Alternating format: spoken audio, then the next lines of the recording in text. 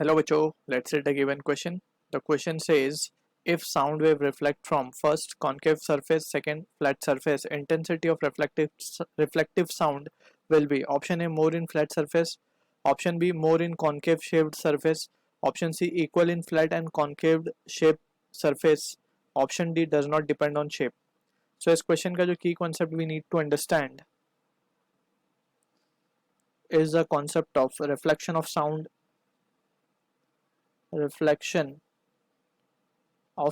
wave. So basically we need to understand first reflection law क्या होते हैं basically. तो there are two laws of reflection जो कि हमने लाइट के केस में पढ़े. तो यहाँ पे जो लॉ हम यूज करेंगे that is law. First we can say let's suppose अगर कोई साउंड वेव इस तरीके से इंसिडेंट हो रहा है किसी स्मूथ सरफेस पे. ये इंपॉर्टेंट है कि एक स्मूथ सरफेस पे अगर कोई साउंड वेव इंसिडेंट हो रहा है तो जो एंगल पे वो इंसिडेंट होगा जिसे हम कहते हैं एंगल ऑफ इंसिडेंस जो कि वो नॉर्मल से बनाता है. अब ये वेव है वो ये रे है बेसिकली या वेव बोल सकते हैं हम इसको. तो यहाँ पे इस तरीके से इंसिडेंट हो रहा है. Let's suppose this is the incident wave. अब ये जिस एंगल पे इंसिडेंट हो रहा है जो एंगल ये नॉर्मल के साथ बना रहा है उसे हम एंगल ऑफ इंसिडेंस कहते हैं. तो उसी एंगल पे ये रिफ्लेक्ट हो जाएगा. So that is what the law of reflection is. यहाँ पे हम लिख सकते हैं angle of i incidence is equals to angle of reflection. अब इसी चीज को अगर हम यहाँ पे क्वेश्चन में यूज करें so will analyse it. Let's suppose we have a flat surface. कुछ इस तरीके से we have a flat surface. मान लेते हैं कि ये फ्लैट सरफेस है. इस तरीके से एक साउंड वेव आई है इस तरीके से नॉर्मल के साथ इसने एंगल ऑफ इंसिडेंस बनाया and it will reflect back at the same angle. तो यहाँ पे हम बोल सकते हैं angle of incidence will be equals to angle of reflection. ये एक स्मूथ सरफेस हम मान रहे हैं यहाँ पे. तो यहाँ पे हम देख सकते हैं कि वेव जो है जो टकराने के बाद वो आपस में कहीं मिलेगी नहीं जाके. ठीक है ना. वो अपने अपने अलग अलग पाथ को फॉलो करके वो चली जाएंगी. अब अगर हम बात करें कॉनकेव सरफेस की तो कॉनकेव सरफेस कुछ इस तरीके से होगा. ठीक है.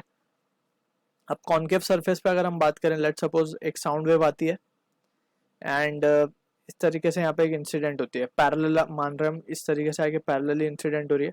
तो ये जहाँ से रिफ्लेक्ट करेगी ये इस तरीके से रिफ्लेक्ट करके जाएगी. ठीक है. तो जहाँ पे ये इसकी प्रिंसिपल एक्सिस को कट करेगी ये प्रिंसिपल एक्सिस बोला जाता है कॉनकेव सरफेस के लिए. प्रिंसिपल एक्सिस या फिर हम मान सकते हैं कि जो लाइन बीच में से पास हो रही है प्रिंसिपल एक्सिस. इन केस हम जब मिरर की बात करते हैं कॉनकेव मिरर तो हम वहाँ पे डिफाइन करते हैं. तो यहाँ पे हम देख सकते हैं कि जिस पॉइंट पे कट कर रही है. सिमिलरली अगर हम एक साउंड वेव यहाँ पे मान लें. अब वो साउंड वेव भी पैरेलली अगर आ रही है तो जब वो रिफ्लेक्ट होके जाएगी तो वो इस तरीके से जाएगी कि वो इस पॉइंट पे ही मिलेगी जाके. ठीक है ना. ये पॉइंट को हम बेसिकली बोलते हैं फोकस. एफ का मतलब है यहाँ पे फोकस. तो यहाँ पे बहुत सारी साउंड वेव आकर के मिल जाएंगे. हम देख सकते हैं दो साउंड वेव का एग्जांपल लिया हमने. दोनों जाके रिफ्लेक्ट होने के बाद कहाँ पे मिल रही है एक पर्टिकुलर पॉइंट पे मिल रही है जिसे हम कह रहे हैं फोकस. तो यहाँ पे क्या होगा बहुत सारी साउंड जमा हो जाएंगी इस पॉइंट एफ के ऊपर. सो उसकी इंटेंसिटी क्या हो जाएगी बढ़ जाएगी. राइट. इंटेंसिटी का मतलब ये है कि कितना साउंड या फिर कितना पावर यहाँ पे जनरेट हो रहा है उस साउंड की वजह से. तो वो जब बहुत सारी साउंड यहाँ पे मिलने लगी. अभी तो हमने यहाँ पे दो ही एग्जांपल लिए दो ही रे बनाई हमने. मल्टीपल रेज होंगी तो इससे क्या होगा उसकी साउंड की इंटेंसिटी बढ़ जाएगी. और जब साउंड की इंटेंसिटी बढ़ जाएगी सो दैट इंडिकेट्स के concave surface will have more intensity of reflective sound. क्योंकि स्मूथ पे तो ये कहीं मिल नहीं रहे आपस में किसी एक पॉइंट पे नहीं मिल रहे जाके. ठीक है ना. तो स्मूथ में नहीं होगा. So we can say therefore intensity of reflective sound जो रिफ्लेक्ट रेज की वजह से बनने वाली है intensity reflective sound will be more in concave shaped surface.